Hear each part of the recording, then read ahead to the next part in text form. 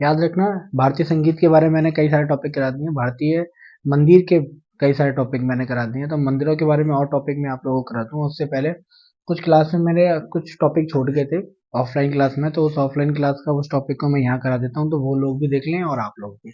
तो static GK का portion ही है अनुसूचियां, है ना, पॉलिटी का टॉपिक है अनुसूचियां, स्केड्यूल्स।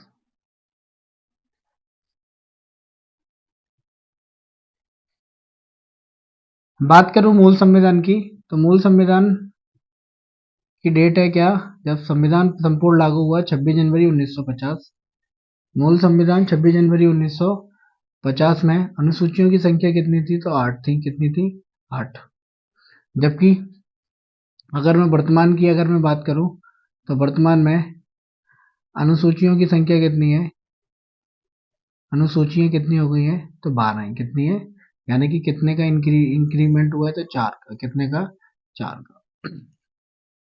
कब कब बने हैं, कैसे कैसे क्या क्या टॉपिक है, इन सबों के बारे में बात करेंगे। ज्यादा लेंथी नहीं जाएंगे, जितना टॉपिक पूछे जाने लायक है हर एग्जाम में उसी की बात करेंगे। सबसे पहले बात करते हैं प्रथम, यानी कि फर्स्ट अनुसूची की।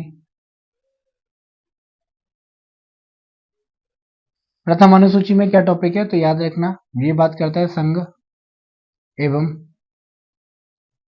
राज्य क्षेत्रों की बात करता है। किसकी बात करता है, संघ एवं राज्य क्षेत्रों की। अगर मैं बात करूं भारत में वर्तमान में अगर स्टेट की बात करूं, तो कितने स्टेट हैं, 28 राज्य हैं। कितने हैं, 28 राज्य। और यूटी यानी कि केंद्र शासित प्रदेश कितने हैं, तो 8 हैं। कितने हैं, 8 हैं।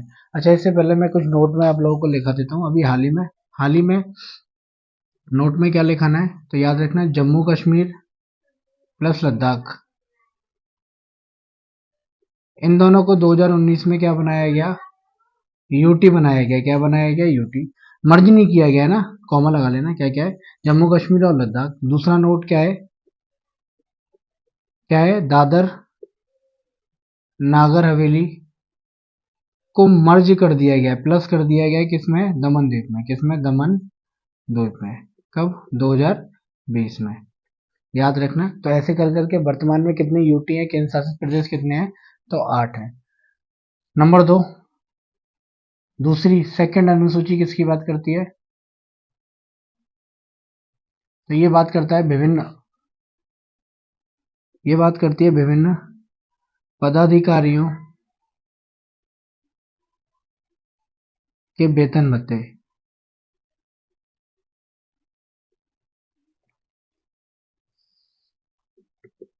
विभिन्न पदाधिकारियों के वेतन भत्तों की बात करता है। विभिन्न पदाधिकारियों में कौन कौन से हैं,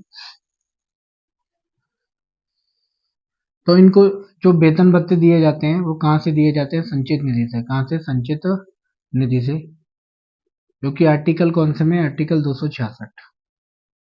अगर वो केंद्र के लिए काम कर रहे हैं तो केंद्र की संचित निधि, और राज्य के लिए काम कर रहे हैं तो राज्य की संचित निधि से। किन किन को दिए जाते हैं अनुसूची 2 के तहत संचित निधि से क्या, वेतन भत्ते, तो याद रखना, नंबर 1 राष्ट्रपति, नंबर 2 उपराष्ट्रपति, नंबर 3 राज्यपाल, नंबर 4 लोकसभा के अध्यक्ष व उपाध्यक्ष को, नंबर 5 राज्यसभा के सभापति। सभापति वही है जो भारत का कौन है, उपराष्ट्रपति। तो बात एक ही है ना, सभापति व उपसभापति। क्योंकि क्योंकि राष्ट्रपति को सभापति के रूप में क्या नहीं मिलते हैं, उपराष्ट्रपति के रूप में वेतन भत्ते नहीं मिलते हैं, सभापति के रूप में देना पड़ता है। इसके अलावा और किसको मिलते हैं, हाई कोर्ट और सुप्रीम कोर्ट के न्यायाधीश के वेतन भत्ते भी कहाँ से मिलते हैं, तो याद रखना, अनुसूची 2 के तहत संचित निधि से। इसके अलावा 7वां व्यक्ति कौन है, सीएजी, कैग है। कैग कौन है, भारत का नियंत्रक एवं महालेखा परीक्षक को वेतन भत्ते कहाँ से मिलते हैं, तो याद रखना, अनुसूची 2 के तहत। किन किन को मिलते हैं, राष्ट्रपति, उपराष्ट्रपति, राज्यपाल, लोकसभा का अध्यक्ष और उपाध्यक्ष राज्यसभा के सभापति और उपसभापति, हाई कोर्ट और सुप्रीम कोर्ट के न्यायाधीशों को, है ना, याद रखना। और किसको मिलते हैं? सीएजी। किसको मिलते हैं? कैग को, भारत का नियंत्रक एवं महालेखा परीक्षक। उपराष्ट्रपति वही है जो सभापति होता है राज्यसभा का, है ना, तो उसकी बात करते हैं। और किन किन को मिलते हैं? तो 8वां नंबर विधानसभा का या विधानसभा के अध्यक्ष व उपाध्यक्ष को भी संचित से दिया जाता है। ऐसे ही 9 नंबर है विधान परिषद। विधान परिषद के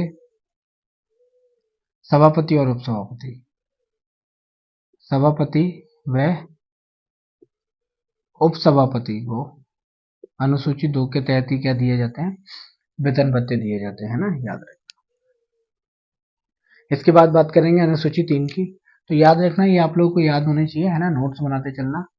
इसके अलावा तीसरी अनुसूची, थर्ड अनुसूची में क्या है, तो यहां लिख देता हूं, विभिन्न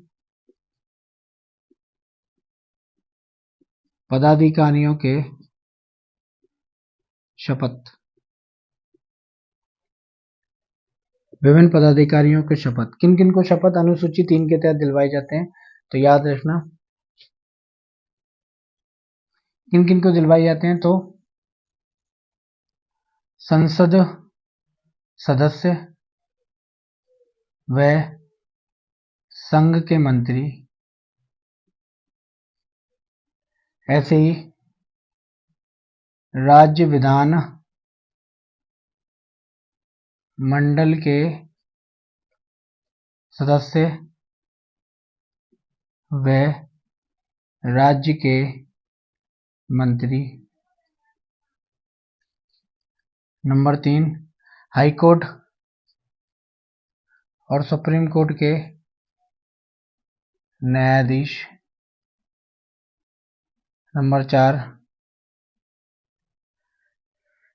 जब संसद सदस्यों की अगर मैं बात कर रहा हूँ तो संसद सदस्यों में लोकसभा का अध्यक्ष और उपाध्यक्ष भी आ जाएगा। संसद सदस्यों की बात कर रहा हूँ तो राज्यसभा का सदस्य और सभापति और उपसभापति भी आ जाएगा, है ना। तो थोड़ा ने अभी कंफ्यूजन में आप लोगों को इसमें क्रिएट कराऊंगा आप लोगों को, तो उस क्रिएशन को आप लोग अलग से क्या कर लेना, देख लेना, है ना। बहुत ज्यादा कंफ्यूजन आप लोगों को देखने को मिलेगा इसमें, तो वो कंफ्यूजन आपको नहीं होना है। इसके अलावा सीएजी कैग को भी कहाँ से दिया जाता है शपथ? तो अनुसूची 3 के तहत ही दिलवाई जाती है। अब इसमें कौन कौन बच गया, देखो नोट में लिखना है इस बात को, इसमें कौन कौन बच गया। एक आर्टिकल है 60, आर्टिकल 60 में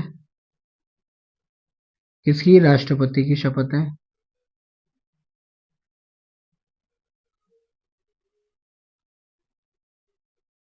एक आर्टिकल है आर्टिकल 69 में किसकी है? उपराष्ट्रपति की। किसकी है?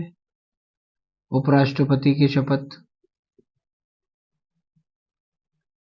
और एक आर्टिकल आपको मिलेगा 159, कौन सा? 159, जिसमें है राज्यपाल की शपथ। मैं आप लोगों से फिर एक बार कह देता हूँ, जो राज्यसभा का सभापति होता है वही भारत का कौन होता है? उपराष्ट्रपति होता है, याद रखना। दो ही काम होते हैं किनके? उपराष्ट्रपति के, या तो ये सभापति के रूप में काम करते हैं या फिर ये जब राष्ट्रपति की सीट क्या हो जाती है? खाली हो जाती है, वैकेशन हो जाता है, या फिर वो उनकी मृत्यु हो जाती है, त्याग पत्र दे देते हैं, या उन पर महाभियोग चलता है, तो उस टाइम पीरियड में उनकी भूमिका निभाते हैं केवल कौन? उपराष्ट्रपति। दो ही काम है, या तो सभापति के रूप में रहेंगे या फिर राष्ट्रपति के रूप में रहेंगे, वो भी कार्यकारी 6 महीने के लिए। तो ये अपवाद है कौन से? आर्टिकल 60, 69 और 159। राष्ट्रपति की शपथ किसमें? 60 में। 69 में किसकी? उपराष्ट्रपति की शपथ। और 159 में किसकी? राज्यपाल की शपथ। तो इसमें और इसमें कंफ्यूजन क्या है? इसके अंदर भैया क्या है? वेतन भत्ते कौन कौन मेंशन है? राष्ट्रपति है। उपराष्ट्रपति को जो वेतन भत्ते मिलते हैं वो सभापति के रूप में मिलते हैं, साथ ही राज्यपाल है। जबकि आर्टिकल कौन से? अनुसूची 3 में क्या कर दिया गया? तीनों के लिए अलग सेपरेट शपथ ला दी गई है ना। इसके बाद नेक्स्ट पढ़ते हैं आर्टिकल